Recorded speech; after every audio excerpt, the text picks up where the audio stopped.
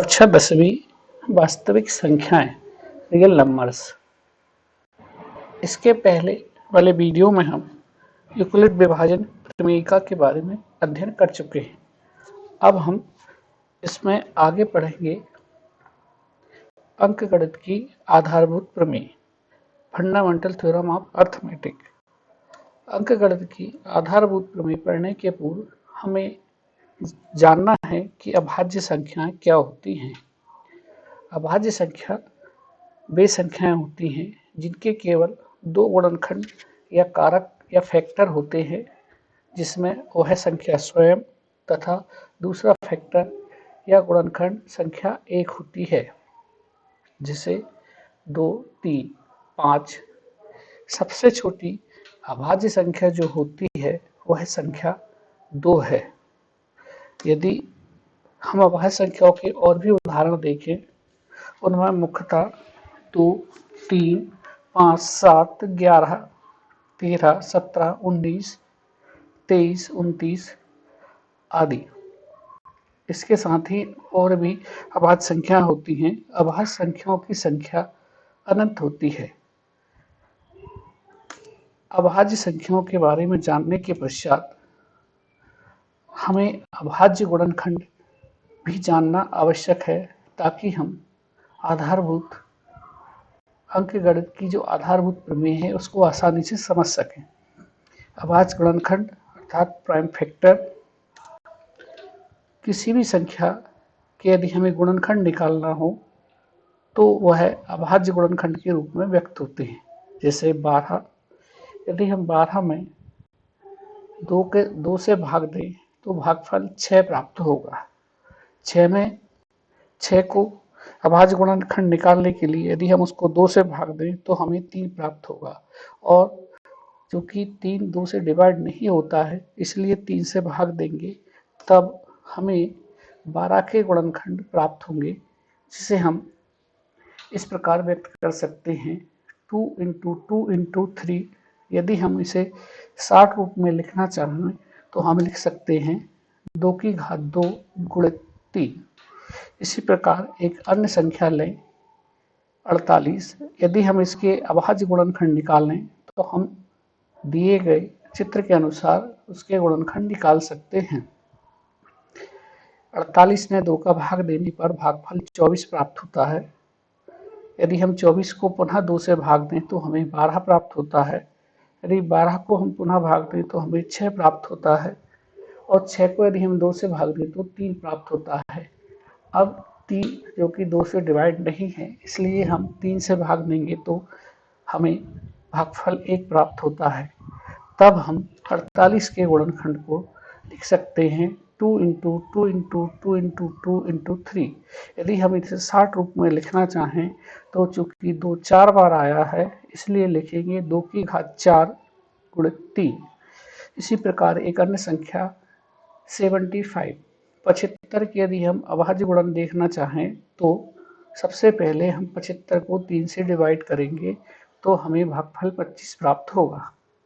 चूंकि 25 में 3 का भाग नहीं जाता है तो अगली संख्या अभाज्य संख्या 5 है।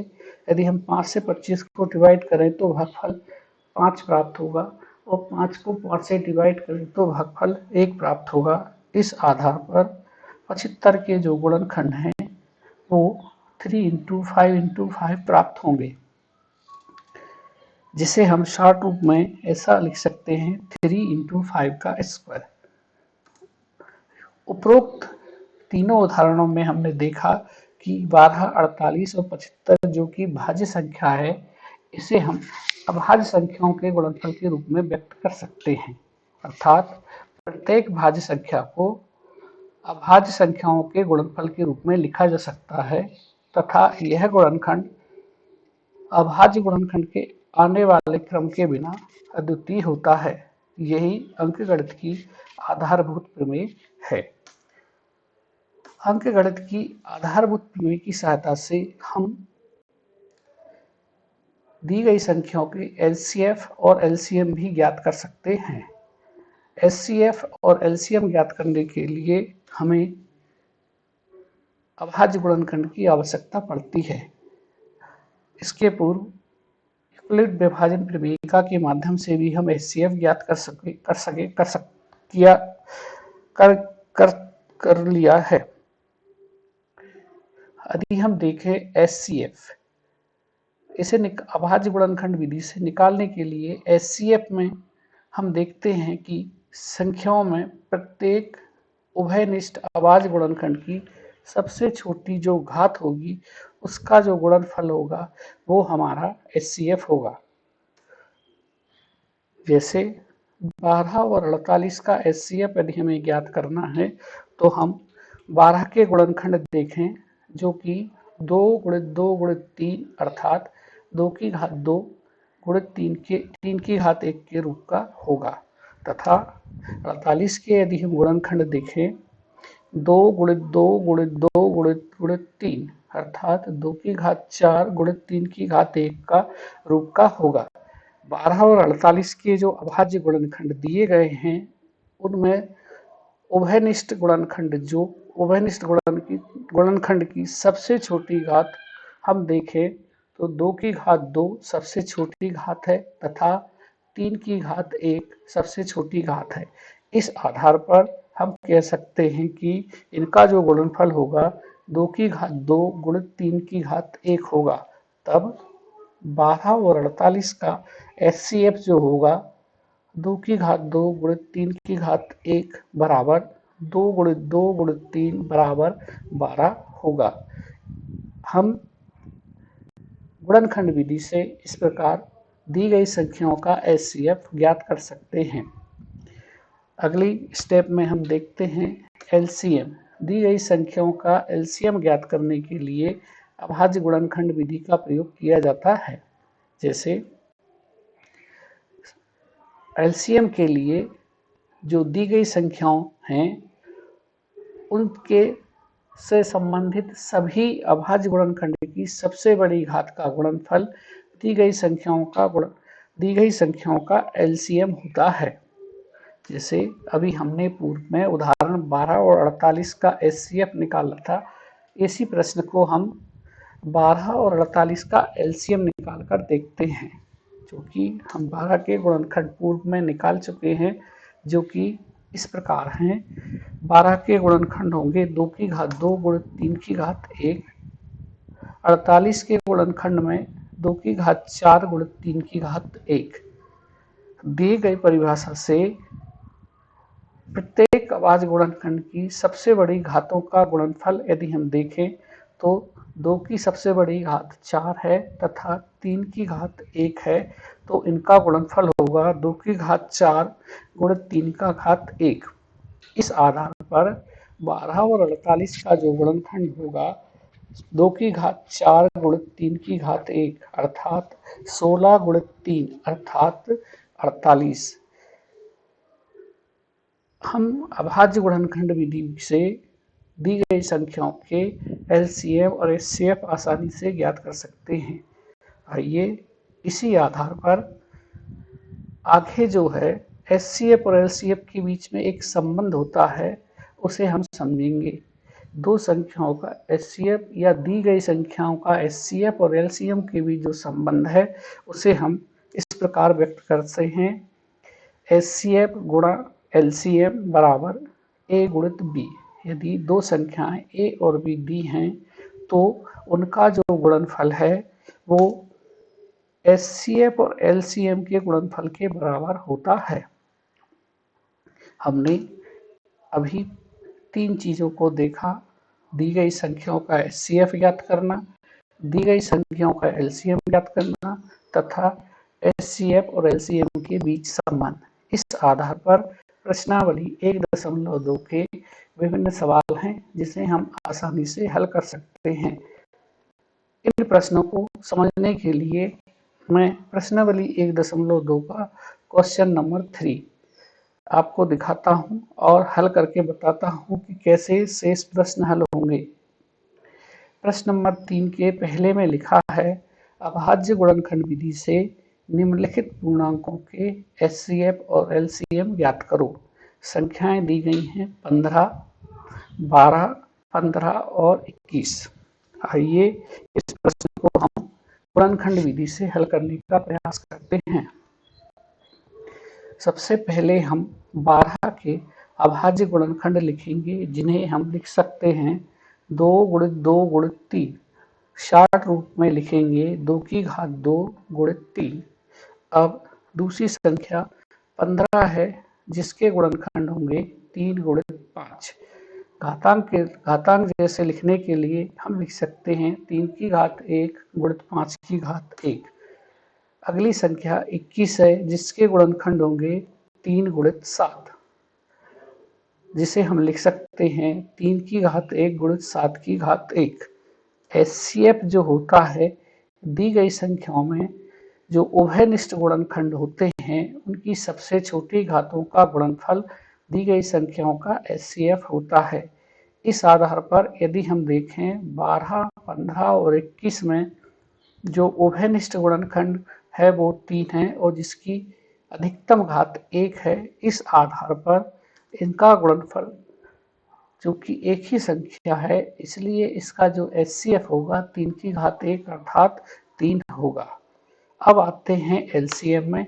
एलसीएम जो होता है, दी गई संख्याओं में जो गुणनखंड है सबसे बड़ी घातों का गुणनफल के बराबर होता है। इसमें 2 की सबसे बड़ी घात 2 है, 3 की घात 1 है, 5 की घात 1 है और 7 की घात 1 है। यदि हम इन सबका गुणा कर दें, वो इन सभी दी गई संख्याओं का एलसीएम होगा। तो 2 की घात 2 गुणित 3 की घात 1 गुणित 5 की घात 1 गुणित 7 की घात 1।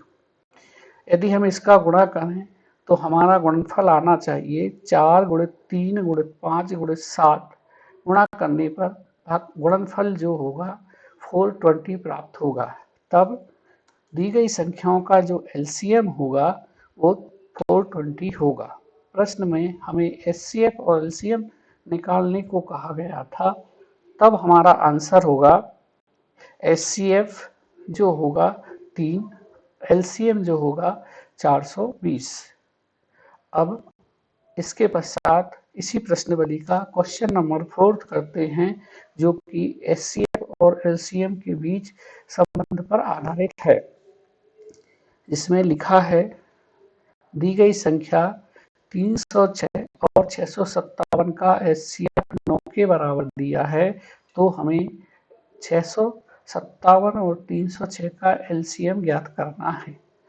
आइए हम जानते हैं कि एलसीएम और एचसीएफ के बीच संबंध को हम इस प्रकार व्यक्त करते हैं। यदि दो संख्याएं ए और बी ज्ञात हैं तो एचसीएफ गुणा एलसीएम बराबर ए गुणित बी। इस आधार पर हम दिए गए सवाल में ए और बी के मान 306 और 657 है। तब एचसीएफ गुणित एलसीएम बराबर 306 गुणित 657। हमें एचसीएफ का मान 9 दिया गया है, इसलिए हम एचसीएफ की जगह 9 लिखेंगे गुणित एलसीएम बराबर 306 गुणित 657। 9 को इस तरफ ले जाएंगे तो यह भाग में आएगा। तब एलसीएम का जो मान होगा बराबर 306 गुणित 657 अपान 9। अब हम 9 से इन दो में से जो संख्या कट सकती है उसे काटेंगे, अर्थात जो 9 से भाग जाएगा उसमें भाग देंगे। 9 से 9 को भाग दिया, एक बार गया और 9 का भाग 657 में दिया, जो कि 73 बार गया। तब हमारे पास ऊपर बचा 306 गुणित 73। तब लिखेंगे 306 गुणा 73। 306 में यदि 73 का गुणा करें तो हमारे पास आंसर होगा 22,338। अर्थात 306 और 657 का जो एलसीएम होगा वो 22,338 के बराबर होगा। इसमें हमने 2 प्रकार के प्रश्न हल किए, जिसमें दी गई संख्याओं का एचसीएफ और एलसीएम अभाज्य गुणनखंड विधि से ज्ञात किया, तथा दूसरे पैटर्न में हमने एचसीएफ और एलसीएम के संबंध के माध्यम से जो अज्ञात चीज थी उसे निकालने का प्रयास किया। प्रश्नावली 1.2 के सारे प्रश्न आप आसानी से इसी प्रकार हल कर सकते हैं। यदि आपको किसी प्रकार की कोई शंका है, कोई जिज्ञासा है और वीडियो के प्रति आपकी कोई आप कमेंट्स करना चाहते हैं तो कमेंट्स बॉक्स में इस संबंध में कमेंट्स अवश्य देवें।